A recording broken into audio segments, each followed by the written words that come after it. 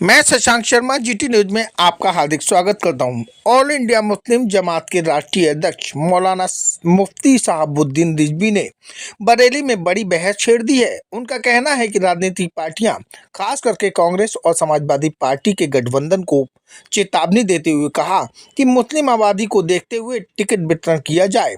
अब ये नहीं चलेगा कि मुसलमानों को एक वोट बैंक की तरह इस्तेमाल किया जाए। उन्होंने समाजवादी पार्टी पर आरोप लगाते हुए कहा कि अखिलेश यादव की बिरादरी प्रदेश में 6% की हिस्सेदारी है और मुसलमानों की 22% की। जब तक टिकट वितरण का नंबर आता है तब 80%। जब सरकारी नौकरी का नंबर आया तो तुमने अपनी बिरादरी के लोगों को ही हलवा बांट दिया। उन्होंने आगे कहा कि अखिलेश के शासन में किसी भी मदरसे को अनुदान नहीं दिया गया और ना ही मदरसे की मान्यताओं को बढ़ाया गया। उन्होंने कहा अब ये नहीं चलेगा। उन्होंने कहा मुसलमान अब अपना हक लेकर रहेगा, इसके लिए उसे कुछ भी करना पड़े। बिस्मिल्लाहिर्रहमानिर्रहीम। कांग्रेस और समाजवादी पार्टी का जो गठबंधन है उससे हमारा ये कहना है कि आबादी के तनासुब के हिसाब से टिकट दिए जाएं। मुसलमानों की आबादी उत्तर प्रदेश में खासतौर पर 22% है और दूसरे जो आबादी है उनके तनासुब जो है वो देख करके टिकट दें।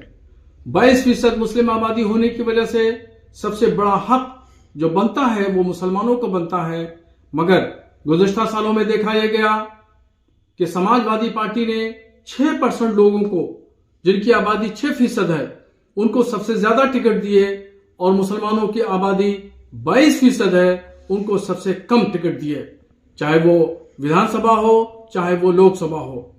तो इसलिए मेरा स्पष्ट ये मानना है कि अब मुसलमान उत्तर प्रदेश का बेदार हो चुका है और नौजवान तबका पूरे देश का वो तमाम अपने समाजी सियासी मामलात को खूब समझता है।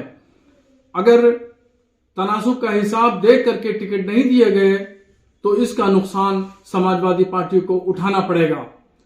अखिलेश यादव अब नरम हिंदुत्व की तरफ चल रहे हैं और वो सॉफ्ट हिंदुत्व का कार्ड खेलना चाहते हैं। तो मैं उनसे कहना चाहता हूं कि उनका सॉफ्ट हिंदुत्व का कार्ड कामयाब नहीं हो सकता है, कि उनकी बुनियादें, उनके पिता मुलायम सिंह ने जो बुनियादें रखी थी वो बुनियादें थी सबको मिला करके चलना, सबको साथ में लेके चलना, सबको नजरअंदाज किसी को न करना, ये उनकी पहचान थी और इस पहचान को अखिलेश यादव ने खो दिया है। जब से वो समाजवादी पार्टी का नेतृत्व कर रहे हैं तो वो बराबर मुसलमानों को नजरअंदाज कर रहे हैं। यह नजरअंदाज करना उनके लिए लोकसभा के चुनाव में घातक साबित हो सकता है। बरेली से सैयद साहबुद्दीन की रिपोर्ट। आप हमारे साथ बने रहें और देखते रहें जीटी न्यूज, सच्चाई हर कीमत पर।